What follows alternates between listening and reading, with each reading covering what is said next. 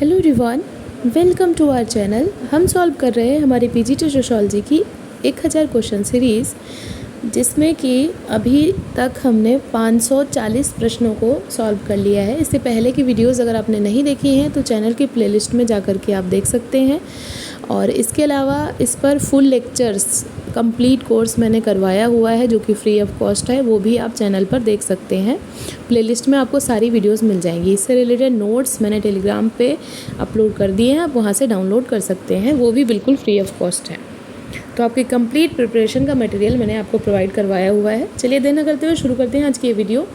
पहला प्रश्न है, प्रतीकात्मक अंतःक्रियावाद शब्द दिया है वेबर, मीड, ब्लूमर, गॉफमैन। किसने दिया है प्रतीकात्मक अंतःक्रियावाद शब्द? देखो कल की जो वीडियो थी या जो इससे पहले का जो लेक्चर था उसमें मैंने बताया था प्रतीकात्मक अंतःक्रियावाद के जो अप्रोच है उसके जनक, तो आप लगाओगे मीड। लेकिन अभी यहाँ पे क्या पूछ रहा है, शब्द किसने दिया? तो शब्द किसने दिया है ये मैंने बताया था, आप क्या लगाओगे? ब्लूमर। यहाँ पर सी राइट हो जाएगा। अगला प्रश्न है, symbolic interactionism perspective and method. ये जो पुस्तक है ये किसके द्वारा लिखी गई है? Symbolic interactionism perspective and method, Mead, Blumer, Weber, Goffman. तो ये जो पुस्तक है किसके द्वारा लिखी गई है? ये लिखी गई है ब्लूमर के द्वारा। यहाँ पर बी जो है ये राइट हो जाएगा। अगला प्रश्न है, भूमिका ग्रहण का सिद्धांत किसने दिया? Blumer, Mead, Merton. भूमिका ग्रहण जो कॉन्सेप्ट है ये किसने दिया है? और फोर्थ ऑप्शन है आपका लिंटन। तो यहाँ पर जो सही उत्तर हो जाएगा, बहुत आसान सा प्रश्न है, भूमिका ग्रहण का जो सिद्धांत है ये दिया है मीड ने। अगला प्रश्न है, मीड के सिद्धांत में किस टर्म का प्रयोग हुआ है? इड, ईगो, सेल्फ या फिर सुपर ईगो। तो मीड की जो थियरी है अगर आपने पढ़ी होगी समाजीकरण की, तो उसमें वो किस चीज़ की बात करते हैं?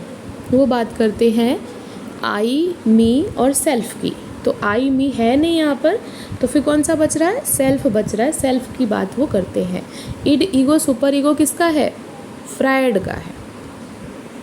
अगला प्रश्न है, आई, मी एंड सेल्फ का प्रयोग किसने अपने सिद्धांत में किया है? तो अभी आपने सेल्फ सॉल्व किया है, तो आई, मी और सेल्फ तीनों एक साथ पूछ रहा है। सही उत्तर क्या हो जाएगा? मीड। अगला प्रश्न है, मीड के अनुसार सामान्यीकरण अन्य और सामान्यीकृत अन्य, यहाँ पर होगा टाइपिंग थोड़ा सा मिस्टेक है। मीड के अनुसार सामान्यीकृत अन्य और महत्वपूर्ण अन्य का प्रभाव किस पर होता है? Significant others and generalised others का प्रभाव सबसे ज़्यादा किस पर होता है? आई पर, मी पर, ईगो पर, सुपर ईगो पर। तो जो सामान्यीकृत अन्य है और महत्वपूर्ण अन्य है, इनका सबसे ज़्यादा प्रभाव होता है मी पर। अगला प्रश्न है, अगर आपको ये सारे क्वेश्चन समझ नहीं आ रहे तो आप एक बार लेक्चर देख लीजिए मेरे, तो आपको ये क्वेश्चन जो है ज़्यादा इजीली समझ आएंगे। निकट संबंधियों को मीड ने किस श्रेणी में रखा है? महत्वपूर्ण अन्य, सामान्यीकृत अन्य, उपरोक्त दोनों या इनमें से कोई नहीं। तो जो क्लोज रिलेशन वाले होते हैं, जो बहुत क्लोज होते हैं व्यक्ति के, तो उसको मीड ने कहा था कि वो है सिग्निफिकेंट यानी महत्वपूर्ण अन्य। ए यहाँ पर उत्तर जो है ये सही हो जाएगा। अगला प्रश्न है, प्रतीकात्मक अंतःक्रियावाद में व्यक्ति के संदर्भ से प्रतीकों को समझने पर बल दिया जाता है। ये कथन किसका है? प्रतीकात्मक अंतःक्रियावाद में व्यक्ति के संदर्भ से प्रतीकों को समझने पर बल दिया जाता है। Blumer, Mead, Weber, Goffman. तो मैंने आपको एक छोटा सा हिंट दिया था कि जब भी प्रतीकात्मक अंतःक्रियावाद की कोई परिभाषा आए और उसमें संदर्भ शब्द का प्रयोग हो तो आप किसको टिक करेंगे? आप टिक करेंगे ब्लूमर को। तो यहाँ पर ए जो है राइट हो जाएगा। अगला प्रश्न है, समाज और व्यक्ति एक दूसरे के पूरक हैं। व्यक्ति समाज के संदर्भ में सामाजिक मानव बनता है। ये विचार किसका है? समाज और व्यक्ति को एक दूसरे के पूरक किसने माना है? और व्यक्ति और समाज के संदर्भ में ही सामाजिक मानव बन पाता है। ये जो विचार है किसका है? वेबर, ब्लूमर, मीड और दुर्खीम। तो ये जो विचार है या ये जो परिभाषा है ये संबंधित है मीड से। देखो संदर्भ की बात इन्होंने की है और ब्लूमर ने संदर्श की बात की है। दोनों में बड़ा छोटा सा ही डिफरेंस है, ध्यान रखिएगा। Mind self and society book written by whom? Pareto, G.H. Mead, Margaret Mead, C.H. Cooley. Mind self and society, ये जो पुस्तक है ये किसके द्वारा लिखी गई है? Mind self and society. आसान सा प्रश्न है और इसके जो लेखक हैं वो हैं G.H. मीड। इसी से मिलती जुलती एक पुस्तक है, आपको बताना है, वो है परेटो की। परेटो की इसी से सेम मिलती जुलती पुस्तक है जो कि आपको बताना है कौन सी है। अगला प्रश्न है, आगमनात्मक विधि अध्ययन करती है सामान्य से विशिष्ट की ओर, विशिष्ट से सामान्य की ओर, विशिष्ट से विशिष्ट की ओर और सामान्य से सामान्य की ओर। तो जो इंडक्टिव मेथड है, आगमनात्मक विधि यानी इंडक्टिव मेथड, तो इंडक्टिव मेथड अध्ययन करता है एक विशिष्ट से सामान्य की ओर। मतलब जैसे अगर बोला जाए कि राम मरणशील है, श्याम मरणशील है और उसके बाद बोला जाए कि पूरी कक्षा मरणशील है, तो ये क्या हो जाएगा? इंडक्टिव मेथड हो जाएगा, विशिष्ट से सामान्य की ओर। अगला प्रश्न है, मीड ने आत्म के विकास के कितने स्तर बताए हैं? 4, 7, 3, 6। मीड ने सेल्फ के डेवलपमेंट के कितने स्तर बताए हैं? तो मीड ने बताए हैं 7। सी यहाँ पर जो है राइट हो जाएगा। अगला प्रश्न है, सामाजिक विनिमय सिद्धांत में केंद्र बिंदु होता है व्यक्ति, समाज, सामाजिक संस्थाएं, इनमें से कोई नहीं। सामाजिक विनिमय सिद्धांत में केंद्र बिंदु क्या होता है? तो होता है व्यक्ति।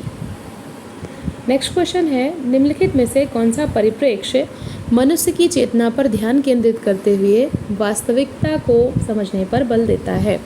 इनमें से कौन सा अप्रोच है जो कि मनुष्य की चेतना पर ध्यान केंद्रित करता है और उसके बाद रियलिटी को समझने की कोशिश करता है? जो ह्यूमन कॉन्शियसनेस है उसके बेसिस पे रियलिटी को समझने की कोशिश करता है। कौन सा अप्रोच है? प्रत्यक्षवादी, अंतःक्रियावादी, प्रघटना शास्त्र या फिर सांकेतिक प्रतीकात्मकवाद। तो यहाँ पर जो सही उत्तर हो जाएगा वो हो जाएगा आपका प्रघटना शास्त्र। फेनोमेनोलॉजी एक ऐसा अप्रोच है जो कि ह्यूमन कॉन्शियसनेस पे बल देता है और उसके बेसिस पे जो रियलिटी है उसको समझने की कोशिश करता है। अब इसके अगेंस्ट में कौन सा अप्रोच आया था, या ये कह लो कि फेनोमेनोलॉजी जो है वो किसके विरुद्ध आया था? तो वो आया था प्रत्यक्षवाद के अगेंस्ट में।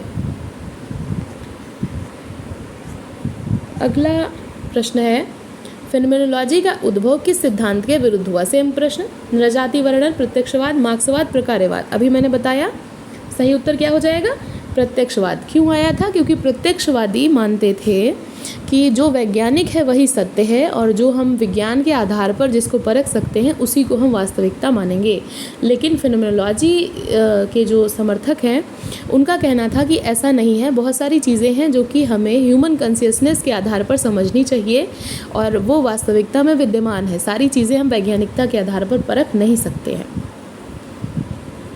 अगला प्रश्न है, फेनोमेनोलॉजी किस दृष्टिकोण से अध्ययन करता है? वर्णनात्मक, व्याख्यात्मक, प्रयोगात्मक या फिर नैदानिक? तो जो फेनोमेनोलॉजी है या प्रघटना शास्त्र है ये किस अप्रोच से स्टडी करता है? इसका अप्रोच क्या है? तो इनका जो अप्रोच है वो है व्याख्यात्मक। व्याख्यात्मक अप्रोच से ये लोग अध्ययन करने की कोशिश करते हैं। अगला प्रश्न है, अमेरिका में फेनोमेनोलॉजी को किसने आगे बढ़ाया?